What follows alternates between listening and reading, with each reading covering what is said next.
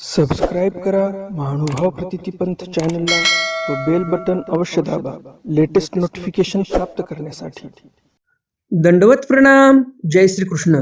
लीळा चरित्राच्या आजच्या ज्ञान सत्रामध्ये तुम्हाला एकंदरीत 3 ते 4 लीळा ऐकायला मिळणार आहेत, ज्यामध्ये पहिली लीळा आहे तथा परिग्रहो परित्यजने।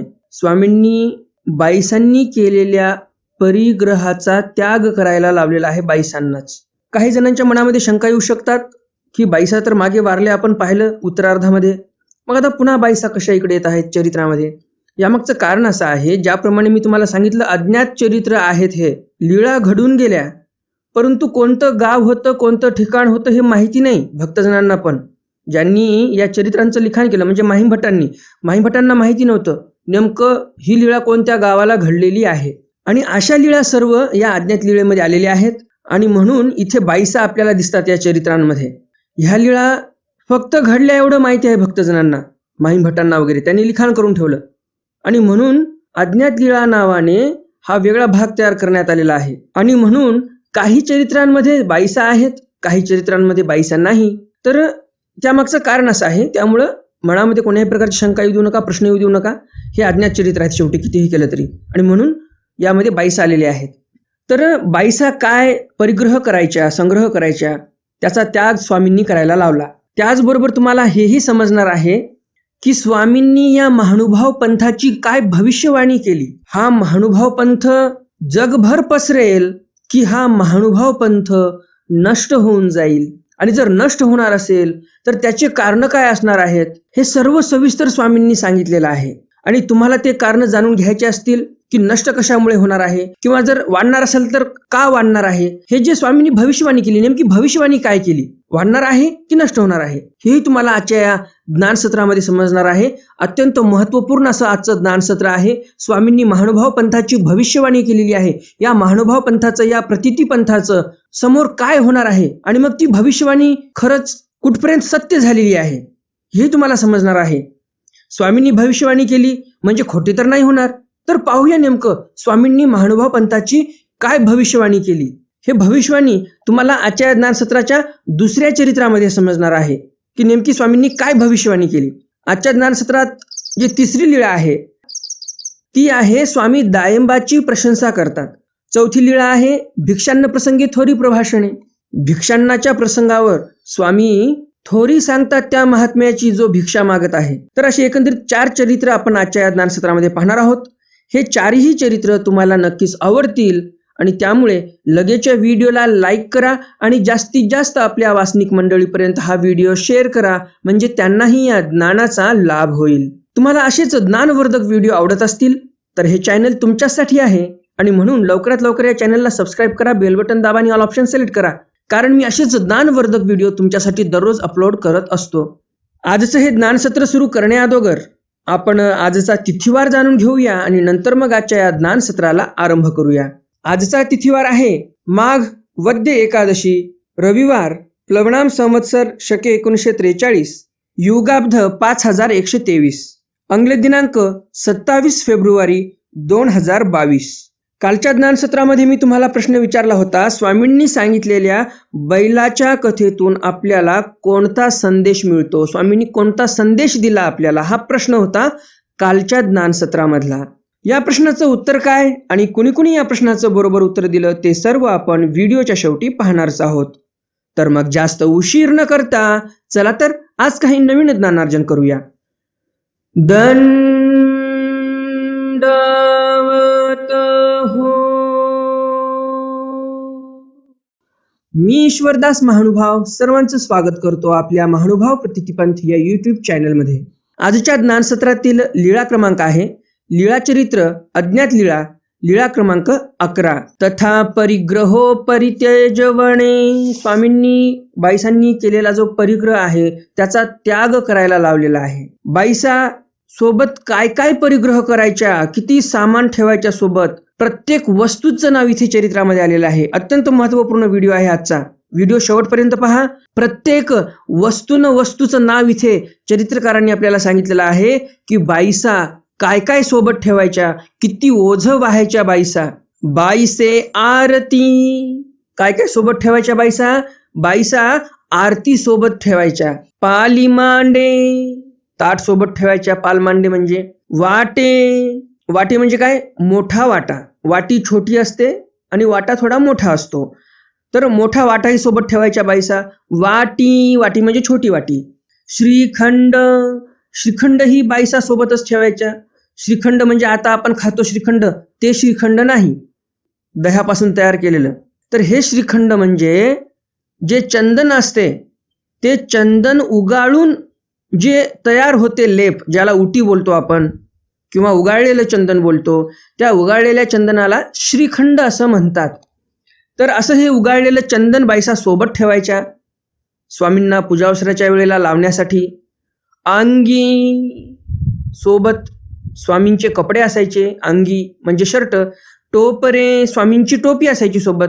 पासवडा जाड चादर असायची सोबत. अंगदाटना. अंगदाटना म्हणजे आंघोळ केल्यानंतर स्वामींचं अंग पुसण्याचं वस्त्र, त्याला अंगदाटना म्हणतात. आताच्या भाषेत सांगायला गेलं तर आपण टॉवेल म्हणू शकतो. आंघोळ केल्यानंतर आपण टॉवेलने अंग पुसून घेतो.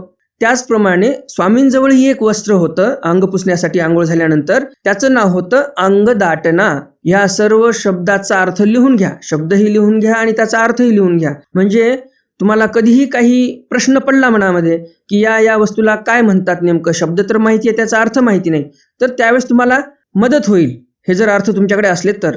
गाळणी दोणी. पाणी शोधण्यासाठी 2 वस्त्र बाईसा सोबतच ठेवायच्या. पासवडी. स्वामींना अंगावर घेण्यासाठी एक चादर.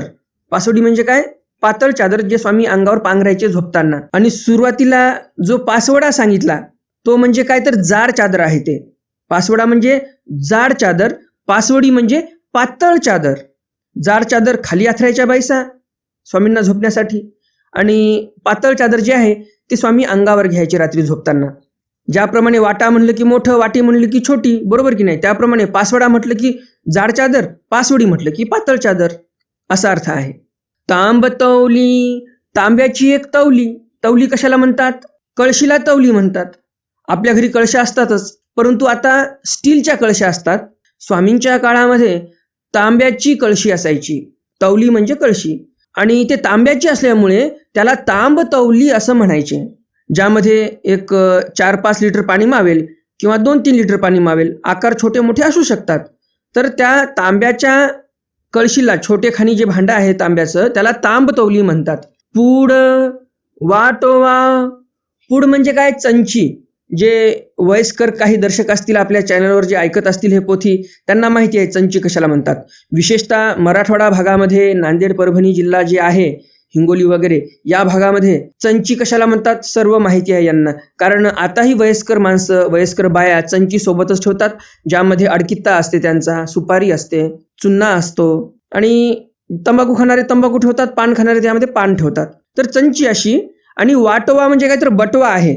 बटवा थोडा मोठा असतो, चंची थोडी छोटी असते, असं आपण म्हणू शकतो. किंवा काही जणांना असं वाटू शकते बटवा तर फार छोटा असतो, ज्यामध्ये पैसे ठेवतात, तर तसं नाही. बटवा आकाराने मोठाही असू शकतो, छोटाही असू शकतो.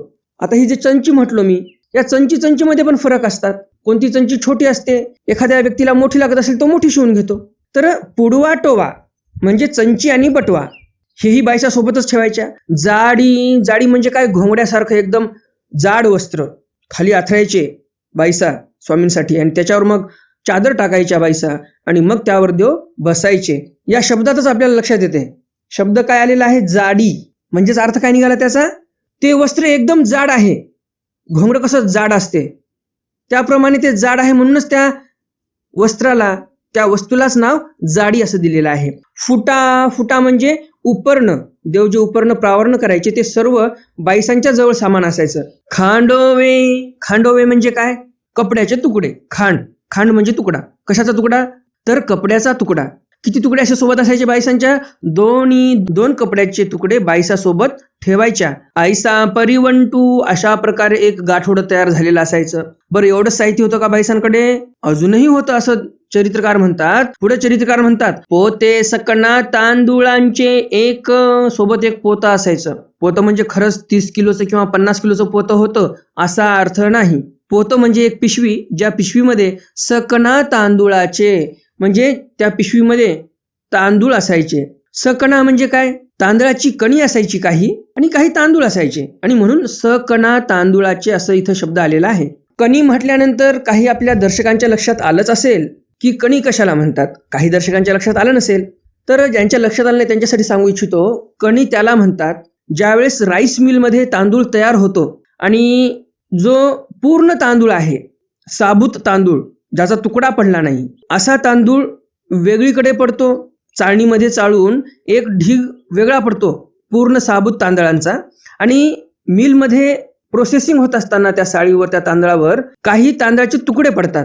एका तांदळाचे 2 तुकडे 3 तुकडे होतात. मग असे हे जे तुकडे पडलेले तांदूळ आहेत याला कणी म्हणतात. जुन्या काळामध्ये पण बाया काय करायचे, साळी कांडायच्या आणि साळी कांडत असताना साहजिकच आहे त्यामध्ये कणी निघायची.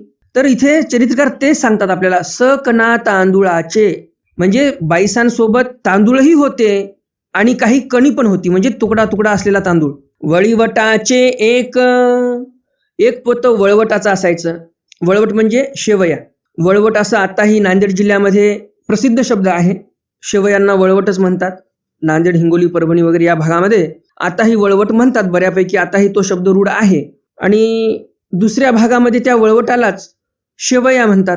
वडे पापड एक, वड्याची पिशवी वेगळीच असायची, अजून पापडाची पिशवी वेगळीच असायची. हिंगमिर्याचे एक, हिंगमिर्याची पिशवी वेगळीच असायची. साखरेचे नारियेळ, नारळाच्या करवंटीमध्ये साखर ठेवून असायची बाईसांकडे, ते नारळाची करवंटी एक वेगळीच असायची.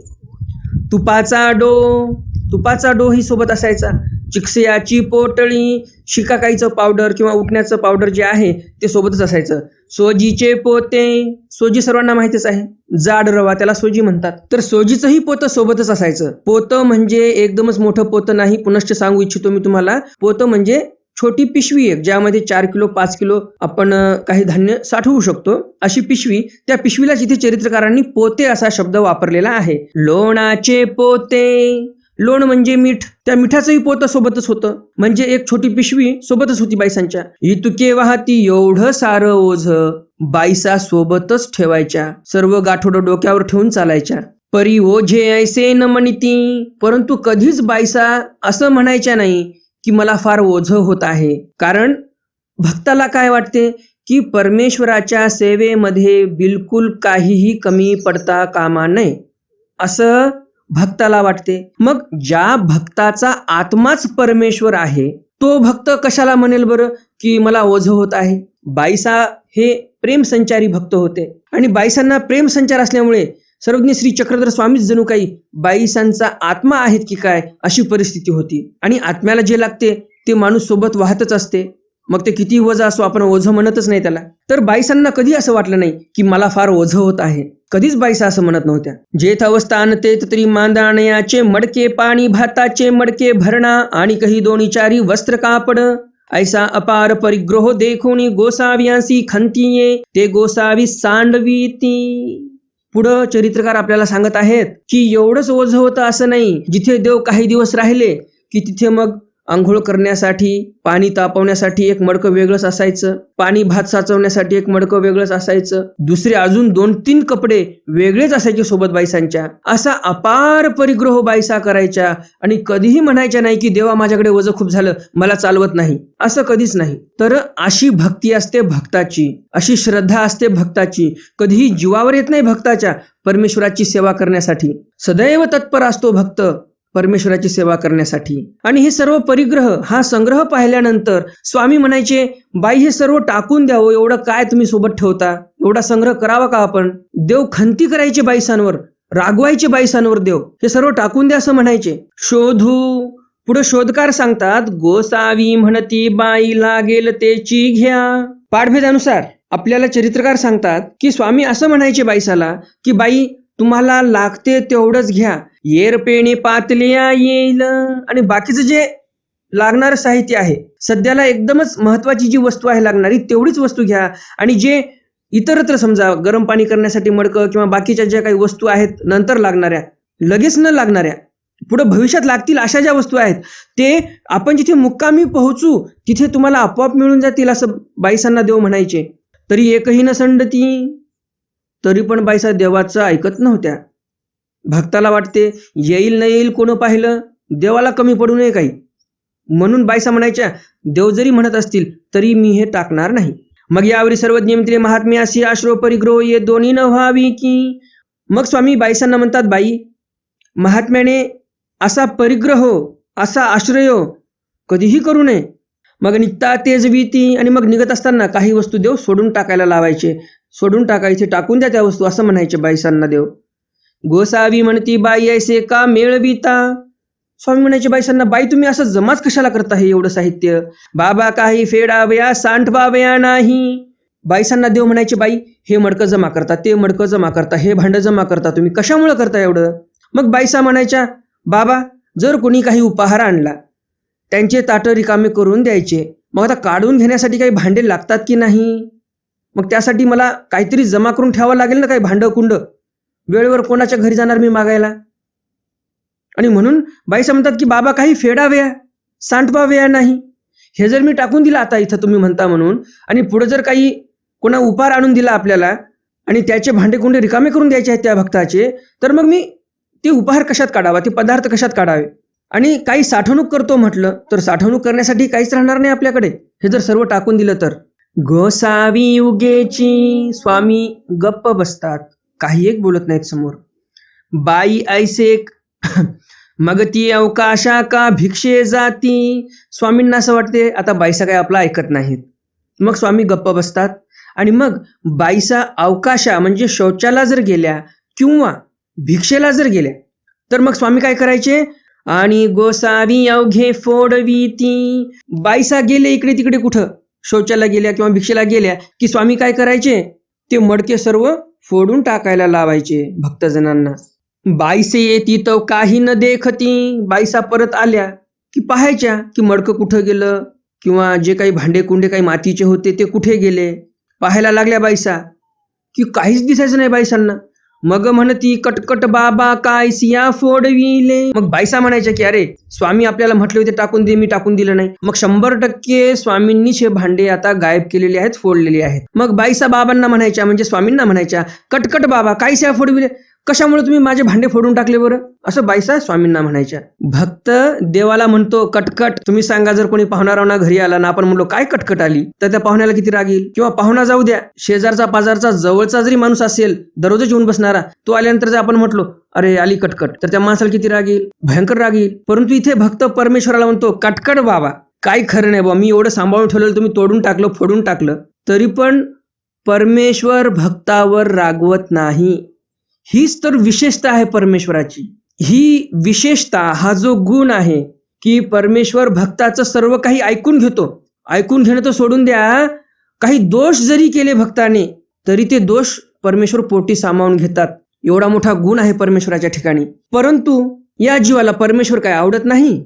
आवडते ते काय, खोटे नाते. खोटे नाते या जीवाला आवडतात. खरं नातं नाही आवडत जीवाला, खोटे नाते आवडतात. जे समोर समोर तुम्हाला वरवर करतात, तुमची वाहवाही करतात, असे लोक तुम्हाला महत्वाचे वाटतात आणि अशा लोकांसाठी तुम्ही वेळ काढता. परंतु पोथी ऐकण्यासाठी, स्मरण करण्यासाठी, पारायण करण्यासाठी, कुठे देवदर्शनाला जाण्यासाठी तुम्ही वेळ काढत नाही. तर ही दुःखाची बाब आहे. जर तुम्हाला परमेश्वर पाहिजे असेल तर तुम्हाला परमेश्वराला तसा वेळ द्यावा लागेल, तरच परमेश्वर तुम्हाला मिळू शकेल. गोसावी म्हणती बाई तुमते वारिले की हे काय सिया मिळवित असा. पुढे देव म्हणतात बाई आम्ही तुम्हाला सांगितलं होतं ना अशी जमवू नका करू म्हणून, आणि म्हणून आम्ही हे सर्व भांडे फोडून टाकले.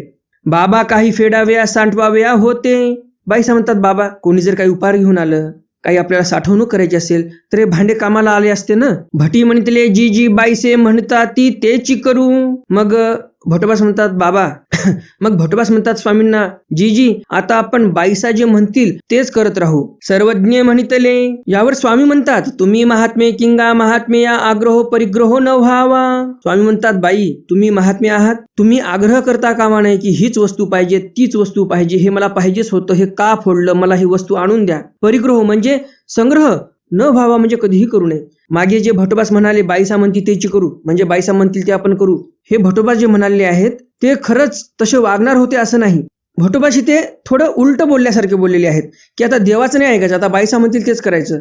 हे थोडं उपहासात्मक बोलल्यासारखं आहे. वास्तविक पाहता भटोबास हे स्वामींनी म्हटलं तेच करायचे. आणि म्हणूनच देव इथे सांगत आहेत की बाई महात्म्याने कधीही आग्रह करायला नाही पाहिजे की मला हेच पाहिजे. महात्म्याने कधी परिग्रह म्हणजे संग्रह करायला नाही पाहिजे. महात्म्याने तर फक्त कोपिनोत धारण करावे, म्हणजे कोपीनं धारण केली पाहिजे, बाकीचा काहीच संग्रह नको. येरते अवघे आलंबन की, कोपीन सोडून बाकी सर्व काही आलिंबन आहे असं देव म्हणतात. फक्त कोपीन धारण केली पाहिजे, बाकी सर्व त्याग करून टाका असं देव म्हणतात. कोपीन कशाला म्हणतात हे मी तुम्हाला अगोदरही सांगितलेलंच आहे. त्यासाठी मी तुम्हाला सांगत असतो उदाहरण रामदास स्वामींचं. छत्रपती शिवाजी महाराजांचे गुरुजी समर्थ रामदास स्वामी हे फक्त कोपीन धारण करायचे, बिलकुल संग्रह बाकीचा ते करत नव्हते. तुम्ही पाहिलेच असतील समर्थ रामदास स्वामी, त्यांचा वेश कसा असायचा, फक्त अंगावर कोपीन असायची आणि गळ्यामध्ये रुद्राक्षाची माळ असायची. आता काही जणांना असं वाटू शकते की शिवाजी महाराजांचे गुरु तर तुकाराम महाराज होते. काही हरकत नाही, शिवाजी महाराजांचे गुरु तुकाराम महाराजही होते, याविषयी दुमत नाही काही. परंतु आपण जर दत्तात्रय महाराजांना पाहिलं तर दत्तात्रय महाराजांनी 24-25 गुरु केलेत. तर मग शिवाजी महाराजांनी पण 2-3 गुरु तर नक्कीच केले असतील. एक म्हणजे जिजाऊ मासाहेब, ज्या जिजाऊ मासाहेबांनी महाभारताच्या कथा सांगितल्या, रामायणाच्या कथा सांगितल्या शिवाजी महाराजांना. जिजाऊ मासाहेब पण गुरुच झाल्या. त्यासोबतच मग आध्यात्मिक गुरु तुकाराम महाराजही आहेत आणि रामदास स्वामी पण एक गुरुच आहेत शिवाजी महाराजांचे. तर समर्थ रामदास स्वामी हे कोपिनोत धारण करायचे. एरते अवघे आलंबन, बाकीचं सर्व आलिंबन आहे, या आलिंबनाचा त्याग करा असं देव म्हणतात. हो काजी, भटबस म्हणतात ठीक आहे, बाईसाई म्हणतात ठीक आहे. म्हणजे स्वामींची आज्ञा काय आहे की जे समर्थ रामदास स्वामी राहायचे, समर्थ रामदास स्वामी नंतर झालेले आहेत, स्वामींच्या नंतर जवळजवळ 300 वर्षानंतर 400 वर्षानंतर. परंतु स्वामींनी एक उदाहरण दिलं की निरालंबी संन्यासी अनुसरलेला कसा असतो, तर फक्त तो कोपीन धारण करतो, बाकी तो काही संग्रह करत नाही. स्वामींची आज्ञा आहे की आपण तसंच राहिलं पाहिजे, समर्थ रामदास स्वामी सारखंच राहिलं पाहिजे महानुभाव पंथाच्या संन्याशाने पण. परंतु कधी राहावं तसं, ज्यावेळेस एखादा संन्यासी एकदमच एकांतात आहे, फारच देशाचा शेवटा जाऊन राहत आहे, अशा परिसरामध्ये राहत आहे की तिथल्या लोकांनाच घालायला नीट कपडे नाहीत, तर मग या महात्म्याला कुठे कपडे मिळणार. मग तशा परिस्थितीमध्ये किमान कोपिनोत धारण करावे आणि तसंच राहावं, कारण जनमानस तिकडलं तसं आहे. परंतु ज्यावेळेस आपण लोकांतामध्ये येतो, 4 चौघामध्ये आपल्याला बसायचं आहे, उठायचं आहे, समाजामध्ये स्त्रिया आहेत, पुरुष आहेत, मग त्यांच्यासमोर जाताना व्यवस्थित वस्त्र असलेच पाहिजे. हा लोकसंग्रह आहे आणि तो पाळला पाहिजे, हेही तेवढंच बरोबर आहे. परंतु स्वामींची आज्ञा आहे जो देशाचा शेवटा गेला त्या माणसाने असं राहावं, फक्त त्याने कोपिनोत धारण करावं असं स्वामींचं स्पष्ट म्हणणं आहे.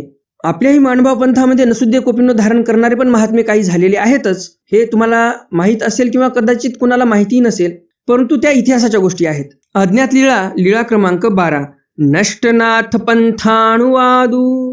स्वामींनी नाथ पंथाविषयी अनुवाद केला की नाथ पंथ नष्ट होऊन गेलेला आहे. एकोदी गोसावी आसनावरी उपविष्ट असती. एके दिवशी स्वामी आसनावर बसलेले होते, तव एक अन्य महात्मे भिक्षेसी आले. तिथे एक अन्य महात्मे भिक्षेला आले. तीही भिक्षा शब्दू म्हणितला सिंगरू खणती. त्यांनी भिक्षा शब्द म्हटला. त्यांचा भिक्षा शब्द कसा होता, सिंगरू खणती असं म्हणायचे. जसं आपण आपल्या महानुभाव पंथामध्ये पाहतो, साधूजन आपल्या घरासमोर येतात आणि भिक्षा असं म्हणतात. तर आपण जसं भिक्षा शब्द म्हणतो तसा हा संन्यासी काय म्हणायचा, सिंगरू खणती असा शब्द म्हणायचा. ते ऐकून गोसावी हास्य केले. ते ऐकलं आणि स्वामी हसतात. बाईसी म्हणतले बाबा हास्य का केले. बाईसा म्हणतात बाबा तुम्ही हसले का बरं. सर्वज्ञ म्हणतले बाई हा ठावो वेरी विभिचरले. सर्वज्ञ म्हणतले स्वामी म्हणतात की बाई या ठावो वेरी म्हणजे इथपर्यंत हे व्यभिचरल्या गेलेले आहेत संन्यासी. ते कैसे बाबा, ते व्यभिचरल्या गेले हे कसं काय बरं, असं बाईचा प्रश्न करतात स्वामींना. बाई या महात्म्याचा गुरुनी ऐसे सांगितले. स्वामी म्हणतात बाई या महात्म्याच्या गुरुने असं सांगितलं होतं, श्री गोरक्ष अनंत सिद्ध.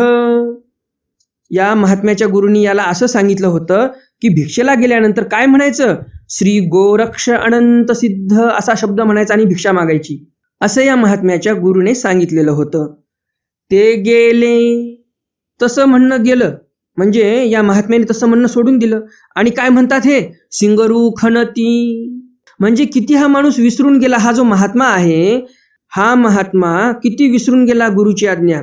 गुरुने सांगितलं होतं श्री गोरक्ष अनंत सिद्ध असं म्हणायचं कोणाच्याही घरी जाऊन आणि मग तुम्हाला भिक्षा मिळेल. तो शब्दच विसरून गेला हा महात्मा. आणि काय म्हणतो हा महात्मा, सिंगरू खणती असं म्हणत आहे. म्हणजे काहीतरी तारतम्य राहिलं का. श्री गोरक्ष अनंत सिद्ध म्हणणं हा शब्द किती वेगळा वाटतो, आणि सिंगरू खणती म्हणणं हा शब्द किती वेगळा वाटतो. ऐसे झाले असं झालं या महात्म्याचं, आणि म्हणून आम्ही हसलो असं स्वामी म्हणतात बाईसांना. ऐसे चिकियाय या मार्गासी होईल. स्वामी मग आपल्या महानुभाव पंथाचं भविष्य सांगतात. काय म्हणतात स्वामी, की असंच या महानुभाव पंथाचं होईल या महात्म्यासारखं. ते कैसे बाबा. बाईसा म्हणतात ते कसं काय बरं. स्वामी आता सर्व व्यवस्थित भविष्य समोर सांगतात की नेमकं या महानुभाव पंथाचं काय होणार आहे. सर्वज्ञ म्हणितले स्वामी म्हणतात, घरे सांडिती मढिया बांधती, सबंधिये लेंकरुवे बाळे सांडिती, शिष्ये लागती, ऐसा मैळ तू नष्टनाथ पंथू होईल. स्वामी म्हणतात, बाई संन्यास घेण्यासाठी लोक घरं सोडून देतील, आणि संन्यास घेतल्यानंतर मठ मंदिर बांधतील. मठ म्हणजे काय तर मठ मंदिर बांधत बसतील. संबंधीये जे आहेत त्या संबंधियांचा त्याग करतील हे लोक. लेंकरुवे बाळे सांडिती, स्वतःचे लेकरं बाळ सोडून देतील, आणि संन्यास घेतल्यानंतर शिष्ये लागती, शिष्य परिवार लागतो. मग लोकांचे लेकरं जमा करायचे, त्या लेकरांना लहानाचं मोठं करायचं आणि आपला शिष्य म्हणून मिरवायचं, आणि त्या शिष्याला आपली सेवा करायला सांगायची. घरचे लेकरं सोडले, लोकांचे लेकरं जमा करायचे. अशी पद्धत होऊन जाईल भविष्यामध्ये, असं स्वामी इथे बाईसांना सांगतात. आणि हे भविष्यवाणी खोटी होत आहे का बरं. काय वाटते तुम्हाला. स्वामींची भविष्यवाणी जे स्वामींनी केलेली आहे महानुभाव पंथाविषयी, ते खरी होत आहे की ती खोटी ठरत आहे. काय वाटते तुम्हाला, कमेंट बॉक्समध्ये कमेंट करा. ऐसा मैळ तू नष्टनाथ पंथू होईल. स्वामी म्हणतात, बाई असा हा आपला महानुभाव पंथ म्हणजेच प्रतिती पंथ हा मळत जाईल, आणि शेवटी नष्टनाथ पंथ होईल. म्हणजे जसा नाथ संप्रदाय नष्ट झाला तसा महानुभाव पंथही नष्ट होऊन जाईल. तर स्वामींनी जे सांगितलेलं आहे की घर सोडायचं, मठ मंदिर बांधायचे, स्वतःचे लेकरं बाळ नातेवाईकांचे लेकरं बाळ सोडून द्यायचे, आणि मग संन्यास घेतल्यानंतर दुसऱ्यांचे लेकरं बाळ जमा करायचे, लहानाचं मोठं करायचं त्यांना, आणि मग आपला शिष्य म्हणून जवळ ठेवून घ्यायचं. आणि मग पुन्हा हेच शिष्य परिवार मोठे झाले, 4 असेल 10 असेल जे काही शिष्य परिवार असेल, मग हेच शिष्य परिवार उद्या गुरुजी म्हातारे झाले की पुन्हा वादविवाद, त्या बाबांची महंती कोणाला मिळणार, मग त्याच्यामध्ये भांडण तंटे, मग एका महंत्याच्या 2 महंत्या 4 महंत्या, काय मग असं होतच जाते. शिष्य परिवार जमा केला होता सेवा करण्यासाठी, शिष्य परिवार भांडण करायला लागतो. तर हे सर्व स्वामींनी सांगितलेलं आहे. ज्याप्रमाणे कर्मराठीमध्ये आपण पाहतो मुलं भांडणं करतात इस्टेटीसाठी, प्रॉपर्टीसाठी, तसंच मग पंथामध्ये पण होणार असं देव सांगतात बरं का. मी म्हणतो असं नाही. काही जणांना असं वाटू शकते की हे तर टीका करत आहेत. मी बोलत नाही, हे लक्षात असू द्या. सर्वज्ञ श्री चक्रधर स्वामी म्हणत आहेत. मग आता तुम्हाला सर्वज्ञ श्री चक्रधर स्वामींचं बोलणं जर टीका करण्यासारखं वाटत असेल तर मग त्याला मी काही करू शकत नाही. तर स्वामी म्हणतात की यामध्येच सर्व आयुष्य जाईल, आणि मग शेवटी पंथाचा प्रचार प्रसार कसा करावा, कोणासाठी करावा, हेही लोक विसरून जातील महानुभाव पंथातले साधू संन्यासी. आणि या राजकारणामधूनच त्यांना फुरसत मिळणार नाही की या म्हणतीचं कसं करावं, त्या म्हणतीचं कसं करावं, ही म्हणती कोणाला द्यावी, मग हा शिष्य चांगला, तो शिष्य चांगला, किंवा हा शिष्य म्हणेल मी बरोबर फिल्डिंग लावतो, ही म्हणती मलाच मिळाली पाहिजे, मी याला असं म्हणेल, मी त्याला तसं म्हणेल, मी याचं मन जिंकेल, मी त्याचं मन जिंकेल, मी याचं वस्त्र घेईल, मी त्याचं वस्त्र घेईल, हे मान्यता वस्त्र मलाच मिळालं पाहिजे. पूर्ण हयात यामध्येच निघून जाईल. ईश्वरीय कार्य करण्याची जबाबदारी आपल्यावर आहे असं विसरूनही जातील हे महानुभाव पंथातील लोक, असं देव म्हणतात. आणि ईश्वरीय कार्य बाजूलाच राहून जाईल, आणि मग शिष्यगादी, गुरुगादी, परंपरा, मान्यता वस्त्र यामध्येच, प्रॉपर्टीचे बटवारे यामध्येच सर्व आयुष्य निघून जाईल. ईश्वरीय कार्य राहिलं बाजूला, यांचंच कार्य चालू होऊन जाईल असं देव इथे आपल्याला सर्वांना सांगतात, आणि या महानुभाव पंथाची भविष्यवाणी करतात. आता ही जी महानुभाव पंथाची भविष्यवाणी देवाने केलेली आहे, ही भविष्यवाणी तुम्हाला कशी वाटते.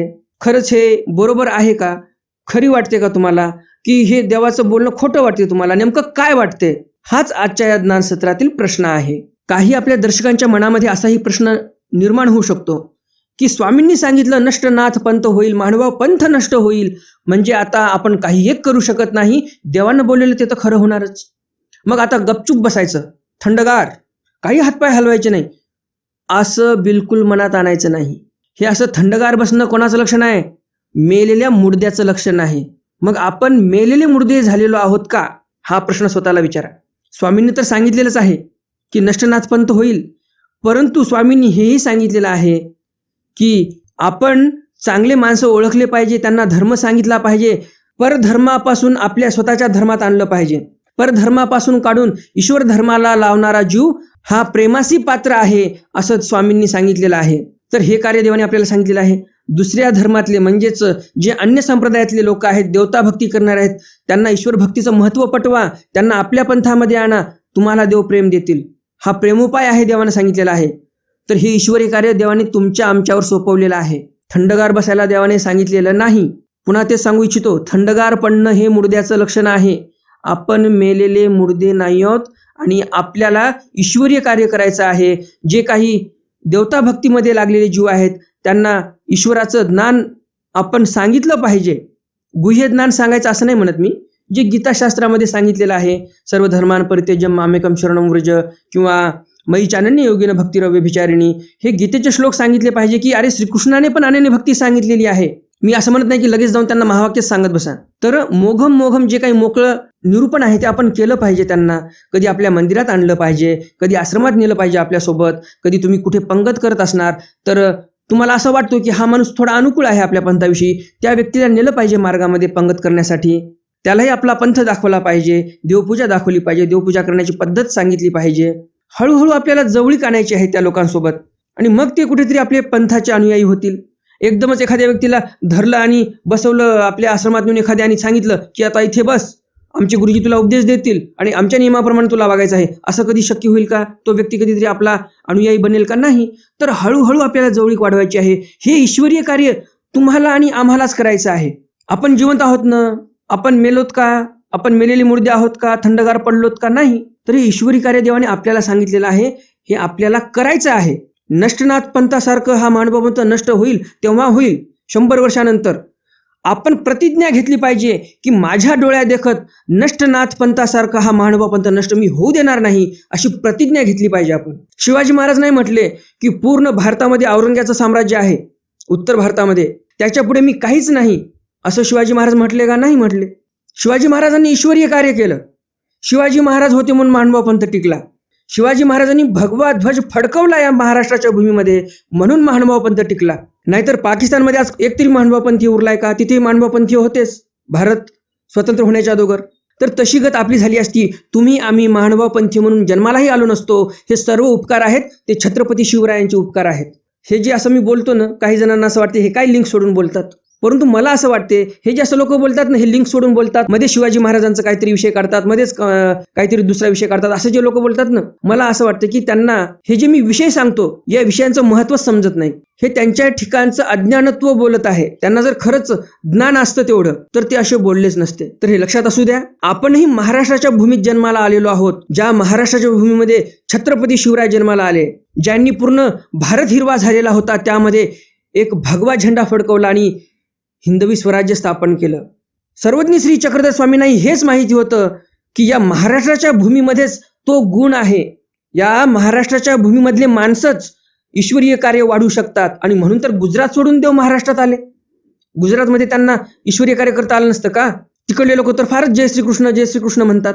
मग तर यावरून आपल्याला हेच लक्षात येते की सर्वज्ञ श्री चक्रधर स्वामींनाही हे माहिती होतं की या महाराष्ट्राच्या भूमीमध्ये जन्माला आलेली माणसं या प्रतिती पंथाची ध्वजा सिंध आणि पंजाब प्रांतापर्यंत नेऊ शकतात.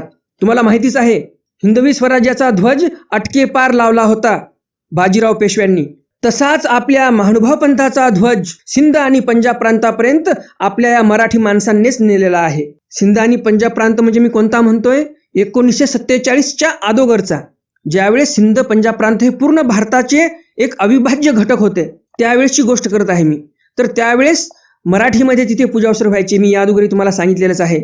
आताचा जो पाकिस्तान आहे त्यामध्ये मराठीमध्ये पूजावस्त्र व्हायचे. आपले लोक मराठीमध्ये तिथे पूजावस्त्र म्हणायचे. त्रिकाळ पूजावस्त्र, श्रीकृष्णा यदोंश दीपक वरा विज्ञान लीळा करा, सकाळचा पूजावस्त्र, दुपारचा पूजावस्त्र मराठीमध्ये एवं प्रपूर्ण घटिका अथवा तदर्थ, हेही पूजावस्त्र म्हणायचे.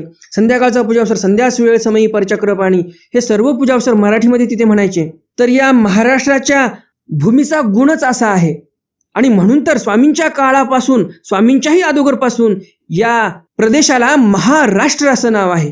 आणि म्हणून या महाराष्ट्राच्या भूमीत आपण जन्माला आलेलो आहोत आणि महानुभाव पंथ नष्टनाथ पंथासारखा आपण होऊ देणार नाही अशी प्रतिज्ञा घ्या आणि पंथासाठी आपण कार्य करणार हे मनाशी गाठ बांधून ठेवा. पंथासाठी आपल्याला वेळ खर्ची करायचा आहे, जीवन घालायचं आहे आपल्याला पंथासाठी. तुम्ही प्रपंचात आहात तर लवकरात लवकर प्रपंचाचं कार्य संपवा. ईश्वरीय कार्य आपल्याला करायचं आहे. आपलं जीवन फक्त प्रपंचासाठी दिलेलं नाही देवाने, तर ईश्वरीय कार्य करून आपल्यालाही ईश्वरासारखं व्हायचं आहे, आपल्यालाही ईश्वर प्राप्ती करून घ्यायची आहे.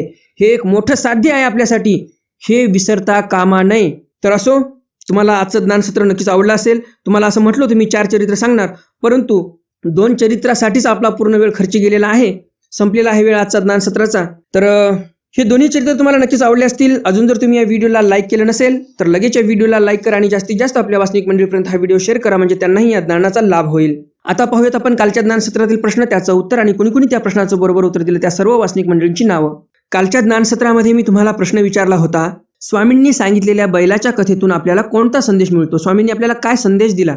या प्रश्नाचं उत्तर आहे, स्वामींनी आपल्याला हा संदेश दिला की आपण अभिमान बाळगला नाही पाहिजे. त्या पारावरचे लोक उगाच अभिमान घेत होते, अरे तांबडा बैल चांगला, त्या तांबडा बैलाचा अभिमान घेतला. एकाने काळ्या जांभळ्या बैलाचा अभिमान घेतला, फालतूचा अभिमान.